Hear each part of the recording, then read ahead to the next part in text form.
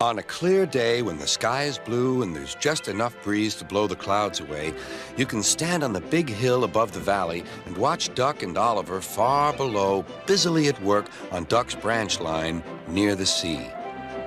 The two engines are very proud of their matching coats of gleaming color. Oliver often talks about the time that Douglas saved him from scrap. If it wasn't for his help, Oliver will say, I might have been caught when I ran away from the scrapyard, and I would never have come to live here on Sir Topham Hatt's railway. The other engines all wanted to know about Oliver's adventures. Amazing, remarked Henry. Oliver, said James, has resource. And sagacity, put in Gordon. What does that mean? Whispered Percy. I think, replied Thomas, it's about being clever and wise. He is, finished Gordon, an example to us all. I'm sorry to say that Oliver became very puffed up in the smoke box. Henry says I'm amazing. He's right.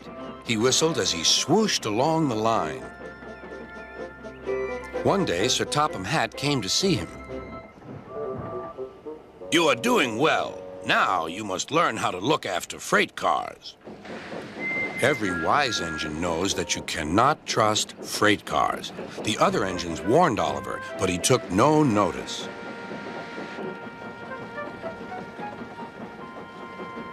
You think I can't manage, he said huffily. Gordon knows better. He says I'm sagacious. You may be good gracious or whatever you call it, but cars can be troublesome, and... Say no more, Duck, interrupted Donald. It's a pity, but the wee engine will just have to learn for himself. Oliver pulled some loaded cars to a siding and pushed the empties to the chute.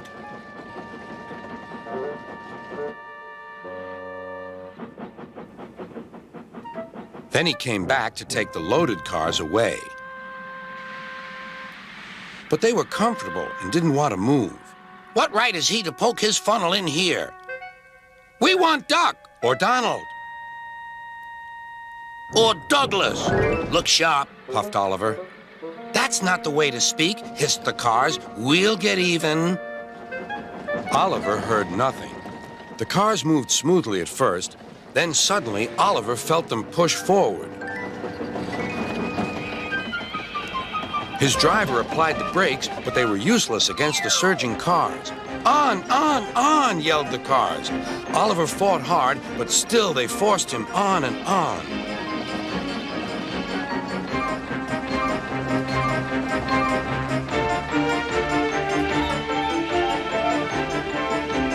At last, the cars grew tired. I'm winning, gasped Oliver, but it was too late.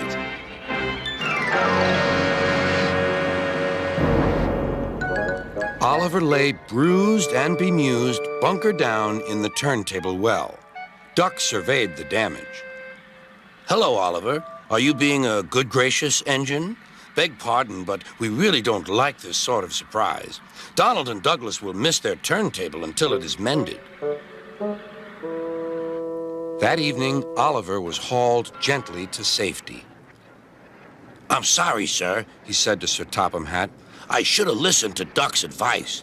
I don't feel good gracious or whatever it is. I just feel silly. Well, Oliver, replied Sir Topham Hatt, now you know the damage cars can do. Yes, I do, sir. I look like a load of scrap iron.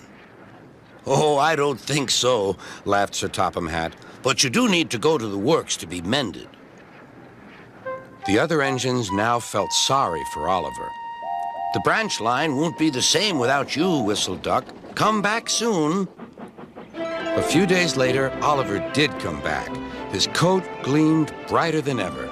He was a wiser engine, too, and never made a mistake about cars again.